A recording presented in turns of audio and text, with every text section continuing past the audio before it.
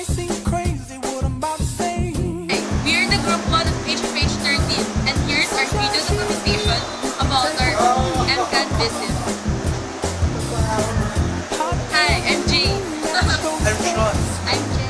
I'm Venus. I'm Charles. And I'm Gio.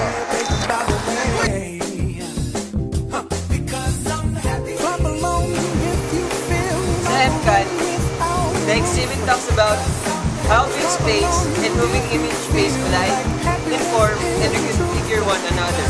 Architecture talks about architecture and moving images. That's all.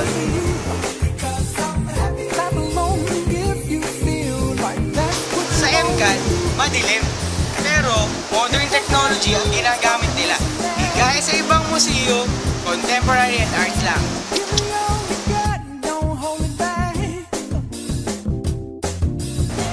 Ang isang artwork na napili sa amin ay ang artwork ni Joseph Robokuski na pinangalanan From My Picture.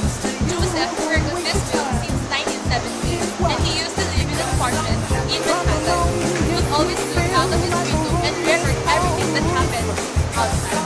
He would film all the changes and the developments that occurred during that time. So for the elements, for the artwork, the colors. For the colors, it is mostly black and white. And for the light quality, it was not that good because it was filmed earlier. And then the last one is the light. For the light, it is curved because it signifies movement and motion. And for the messages, for the message of the artwork, it just, ang sinasabi lang nito na sa bawat pangyayari na pinapakita dito yung mga pagbabago and developments na nangyayari sa architecture and art. From My Window by Joseph Robokuski. Pinanganak siya noong 1939 sa Sudan. Nagsimula siyang mag-film noong 20 years nang nakalipas. Piniyog niya ito para malaman yung mga changes and events na nangyayari. Noong 1998, may isang hotel na nagpatayo sa tapat ng bahay nila. Simula noon, hindi na siya nakapag-film kasi natakpan na yung mga views. Kaya noong 1999, nakapag-decide siya na itigil na yung mga film niya. Enigma, created by Isaac Julius. Bakit pangalan pa lang ang angas ng Enigma? So, ano ba yung nasa loob ng Enigma? Inside Enigma is, or it talks about, or shows the video, yung buong video ng whole day ng Dubai. Umaga, hapon, gabi. Overall, pinapakita kung ano nangyari sa Dubai sa buong araw. The elements and principles of Enigma. Element number 1. Lines. Meron siyang lines in this actual and implied. Number 2. Shapes. Geometric siya. Number 3. Light and bulk value. Radiates and illuminates. Number 4. Yung color is refracted and reflected.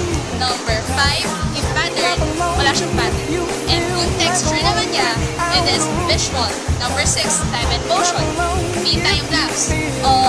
Parang yung sinabi nga kanina na Sean, it is yung whole day nung Dubai. And yung motion niya, it is the movement in the city of Dubai. Yung principle naman niya is number 1, unity. May oneness and wholeness. Makikita mo yung different buildings, pero yung buildings na yun, it represents yung wholeness ng Dubai. And yung last is yung variety. Yung variety naman, yung difference ng mga buildings, yung structures, yung heights, yun lang. Bye!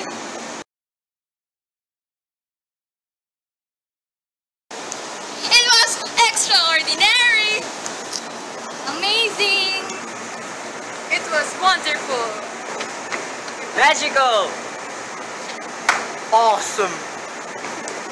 Napakaganda, pero ang boring.